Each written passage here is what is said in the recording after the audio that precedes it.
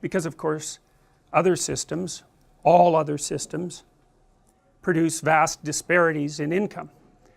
It's like a natural law. It's actually governed by, you can model it with a distribution called the Pareto distribution, and the Pareto distribution looks like this. It doesn't look like a normal distribution. A lot of you guys have been told about normal distributions and how many things follow on normal distribution, most things, but that's really a limited case. You can understand a Pareto distribution if you've all played Monopoly, I presume. At the beginning, everyone has the same amount of money, will include property, the same amount of wealth. And then what happens as the game progresses, and really as a function of chance, I mean I know you have to use your head a little bit in Monopoly, but the basic rule is just buy everything you can get your hands on and then trade meanly, something like that. So at the beginning everybody has the same amount, and then as you begin to play, if you had enough players, you would develop a normal distribution, because some people would win relatively consistently and some people would lose relatively consistently, and so the money starts to be distributed in a normal distribution. But the thing about money, and the thing about lots of things, is that zero is involved, and zero is a weird place, because if you're playing a trading game and you hit zero, then you're done. And so, and it's very hard to recover from zero, and you know, it's really hard to recover. You know when you're doomed in Monopoly, you know, you can tell. You've got some resources, but there's going to be some crisis when you land on some hotel, and you're going to get wiped out, you know it. So there's a point at which you're headed for zero, even if you have something, you know, and you might be rescued by luck, but you know when you're doomed. So what happens is that as you continue to play Monopoly, more and more people stack up at zero, and fewer people have more and more money, and when the game is over, everyone has nothing except one person, and they have all of it. Now the funny thing about that is that in some sense that's how trading games work, you know. You might wonder why there is inequality in a society, and it's easy to consider that it's because the society is corrupt, and perhaps, you know, societies are somewhat or horribly corrupt. That's the variation. There's no society that's without its criminal element and fixed element. Anyways, trading games tend to produce a Pareto distribution, so that very many people have very little and a tiny minority have a tremendous amount. That's the 1% that you hear about, right? And you know, the thing about that 1% is that that's happened in every society that's ever been studied. It doesn't really matter what the governmental system is, and it certainly happened under the Soviets, that's for sure. And there was a lot of people who had enough zero so they just died.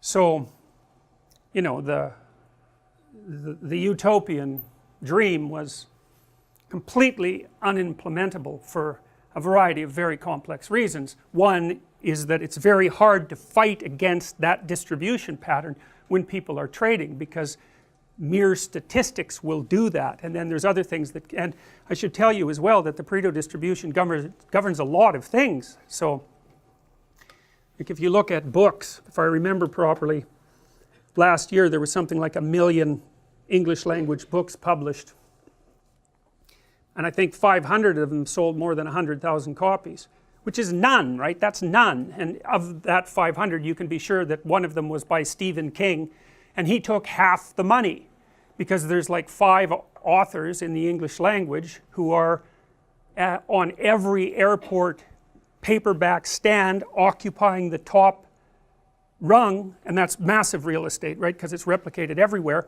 And because they're so prominent, and because there are known names, when people are in a hurry and they just want something to read, they just grab that, and then more money goes to those people. And so, you know, success breeds success, and failure breeds failure, and it's not necessarily linear, and that's a really difficult thing to deal with.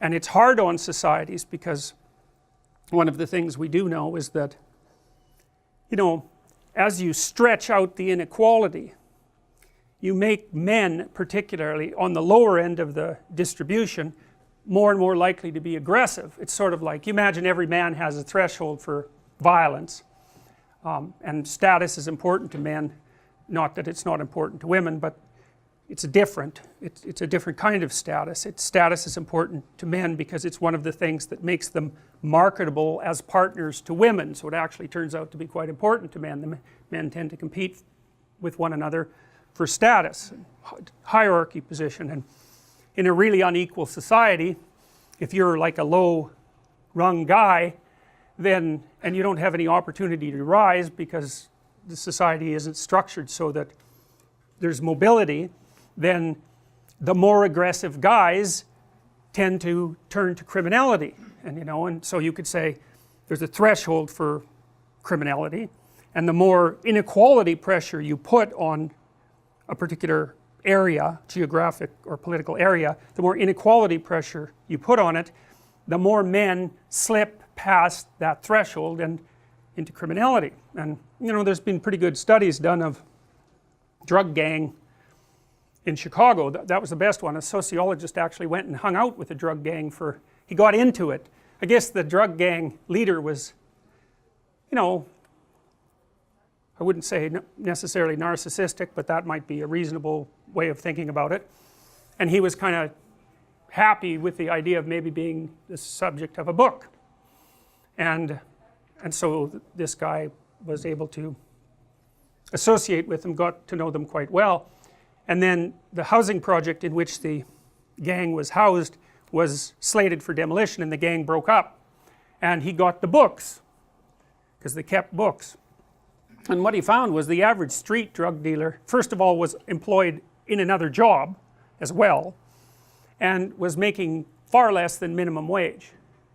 Now, but the guys, you know, further up the chain, of course, followed the Pareto distribution, and so there was a tiny minority of them who were raking in a tremendous amount of loot, and the guys at the bottom were just waiting around for the possibility that they could rise up the hierarchy. And you know, it's a pretty violent game, so the chances that someone's going to be taken out is pretty high, and then a little slot opens up for some opportunistic second rater, and perhaps he can move up the hierarchy.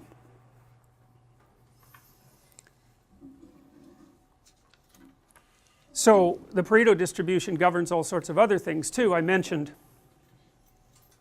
it governs the popularity of books, the sales of books, but it also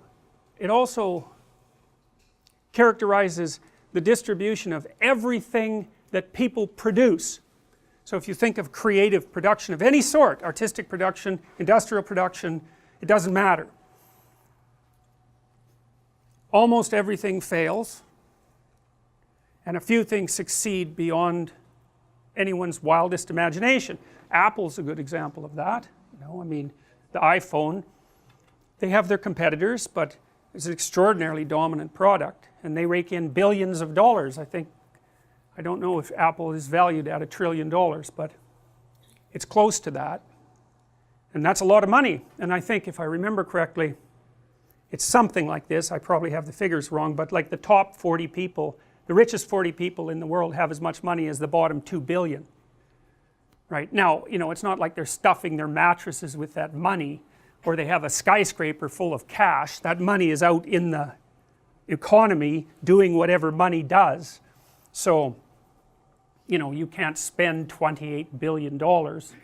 So, and sometimes you can even do some good with it. You know, Bill Gates seems to be doing something reasonable with his money.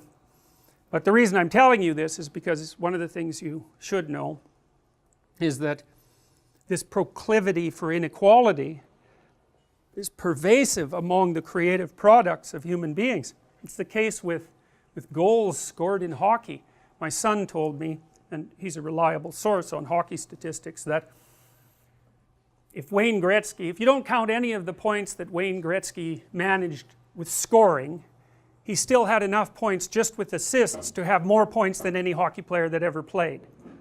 So, you know, even at the upper end of the distribution, there's some person who's, they're so good at what they do, and then there's another person that's so much better than them that it's not even comparable. And so, and the benefits flow to people who are in that position, and you can understand why, I would say, because, you know, let's say you start writing and you get a book, and rare things, very rare things to have happen, and then some people read it and they like it, and then of course it's much more likely that you'll get a next book, and if people like that, well, it's even more likely that you'll get a third book, and then people start to know who you are, and then because they know who you are, they phone you up and offer you opportunities, and your network grows, and it's like this exponential increase in your reach and your capacity for production, and more flows to you. And then on the other hand, if you start to fail, and you know, why would someone fail? Well, God